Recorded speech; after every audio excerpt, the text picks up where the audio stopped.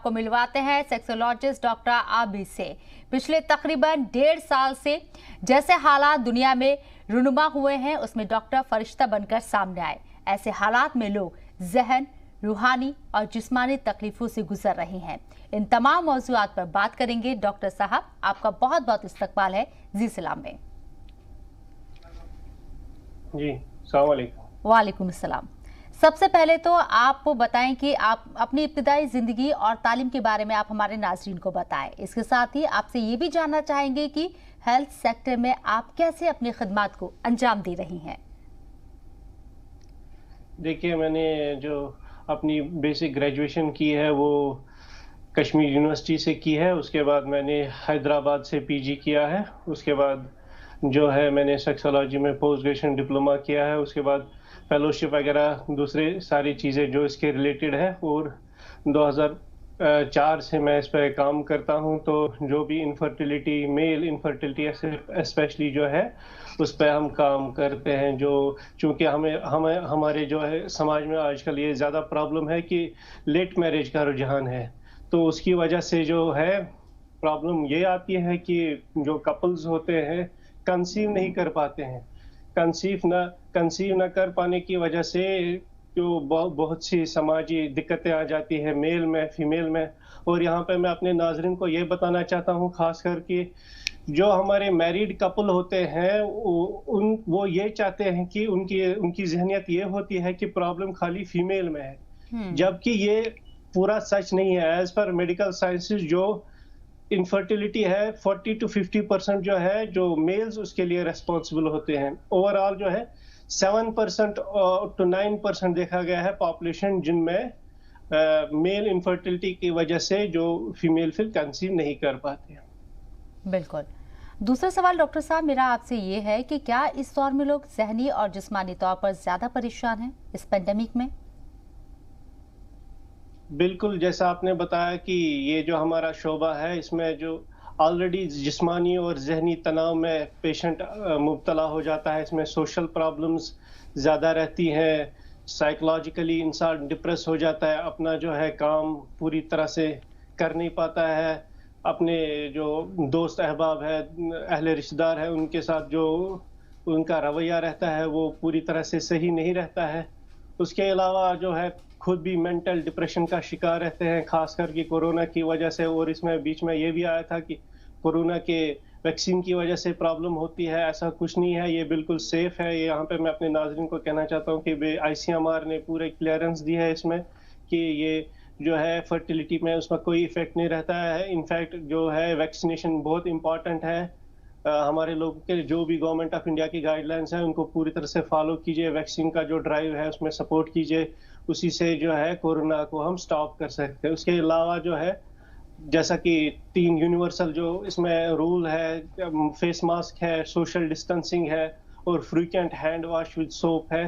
ये चीज़ें हैं जिसकी वजह से हम कोरोना को क्या बोलते हैं, शिकस्त तो नहीं कह सकते हैं कि दूर करने की कोशिश करेंगे।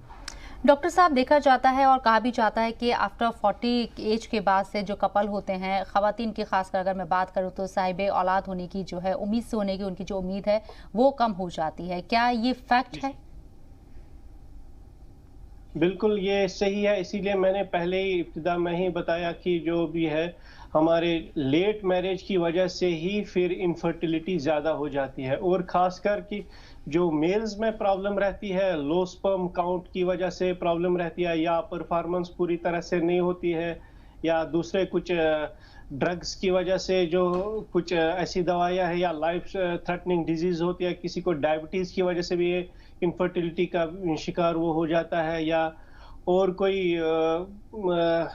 हार्मोनल डिसऑर्डर होगा मेल में या फीमेल में, तो उनकी वजह से ये इनफर्टिलिटी होती है। खासकर मैं अपने नाज़रीन को ये कहना चाहता हूँ कि जल्द से जल्द जिनको बच्चा चाहिए उनको जल्द से जल्द शादी करनी चाहिए, क्योंकि साइंटिफिकली ये देखा गया है कि जो 20 से 22 साल की उम्र है उसमें 100% चांस रहता है फीमेल को कंसीव होने का।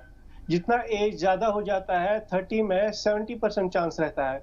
ऐसा आप खुद अंदाजा कीजिए कि 40 में फिर जो फीमेल्स का जो अपना साइकिल एक होता है वो डिस्टर्ब हो जाता है, उनमें जो फ्रेश एग्स होते हैं कंसीव करने का जो मादा हम बताएंगे सिंपल लैंग्वेज में, वो कम हो जाता है, एनवायरनमेंट कम हो जाता है, इरेगुलर साइकिल्स रहते हैं, तो बिल्कुल आपकी बात सही है कि इसमें फिर कंसीव होने में बहुत दिक्कतें आ जाती हैं। बिल्कुल। डॉक्टर साहब, क्या साइकोलॉजिकल डिसऑर्डर इस वक्त लोगों की सबसे बड़ी परेशानी बनकर उभर रही है?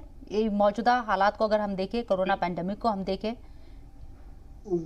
बिल्कुल, जैसा कि आपने बताया कि जो साइकोलॉजिकल डिसऑर्डर है, ये तो कोरोना में ज़्यादा आ गया। इसमें कुछ बहुत से हमारे जो है लोग हैं इसमें रोज़ी-रोटी से महरूम हो गए, जो हैंड टू माउथ वाले हैं, सब लोग बिज़नेस क्लास तो नहीं होते, बिज़नेस क्लास भी अपर बिज़नेस क्लास इफ़ेक्ट हो गया इसमें।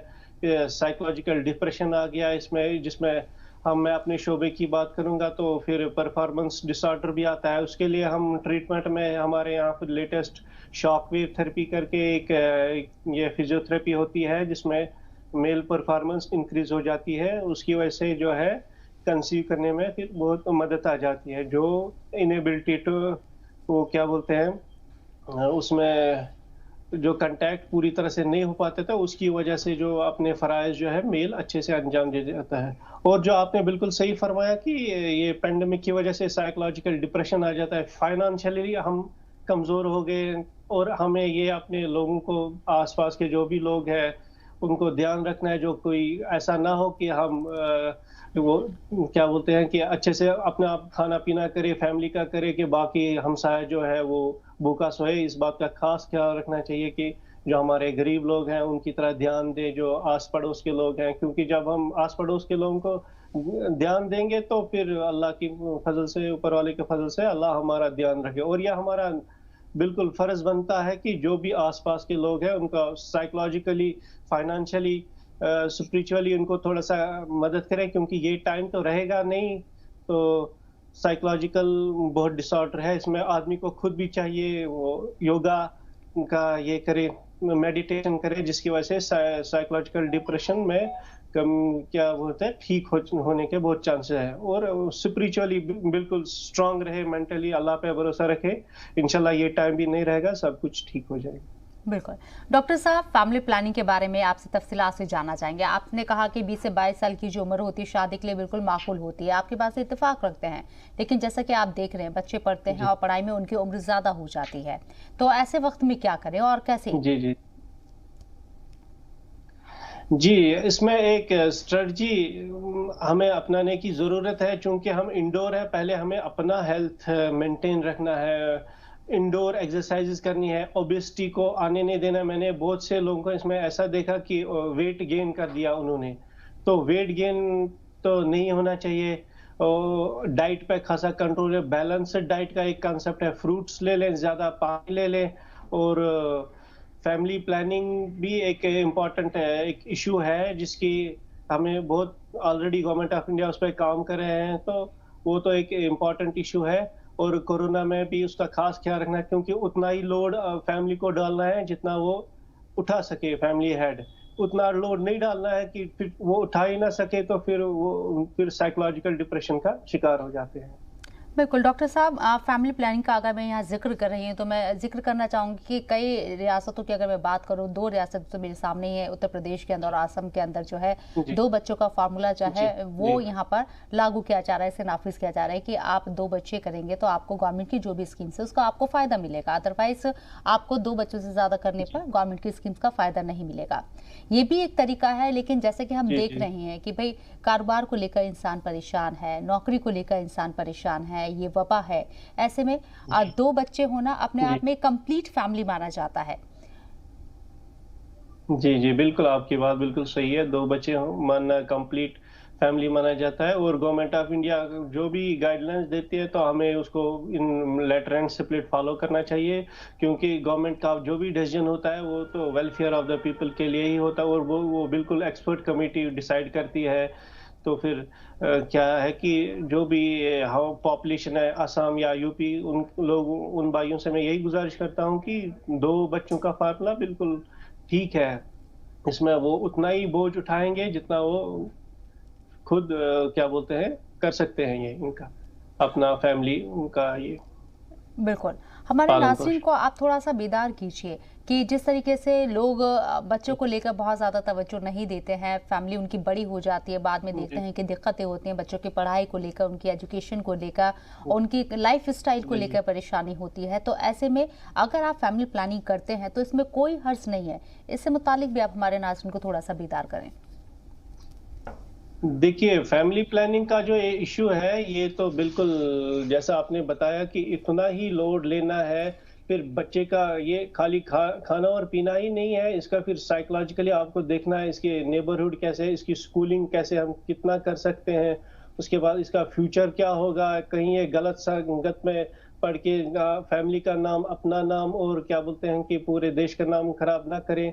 इसकी वजह से यही कंसेप्ट है कि जो फैमिली शॉर्ट हो और फैमिली शॉर्ट होने के साथ साथ ही फिर वो जो हेड ऑफ द फैमिली है वो इस पे ध्यान दे, उनके अखराजात को भी पूरा कर सके, उनके वो देखभाल भी पूरा अच्छे से कर सके और क्या बोलते हैं कि नशोनुमा भी, न्यूट्रिशन एजुकेशन भी ठीक हो जाए, वो फूड भी ठीक हो जाए, बैलेंस्ड डाइट भी ठीक हो जाए और खास करके वो उन पे फिर सोशली नजर गुजर भी रख सकती है। ये तो इम्पोर्टेंट है, ये चीज इम्पोर्टेंट है, आपने बिल्कुल सही बताया। चलिए डॉक्टर साहब, आप हमारे साथ जुड़े, आपका तहे दिल से शुक्रिया। तो तमाम नाज़रीन से कहना चाहेंगे कि आप अपना ख्याल रखें और इस पैंडेमिक में आपको अपना ख्याल रखना बहुत ज़्यादा ज़रूरी है। ऐसे में तमाम तरह के प्रिकॉशन, तमाम हमने माहिर शख्सियत से आपकी बातचीत करवाई, आपको रूबरू कराया, उनकी रहनुमाई भी आपने हासिल की, तो तमाम तरह के एहतियात ज़रूर बरतें। फिलहाल यहाँ रुकने एक छोटे से ब्रेक के लिए जल्द हाजिर होंगे।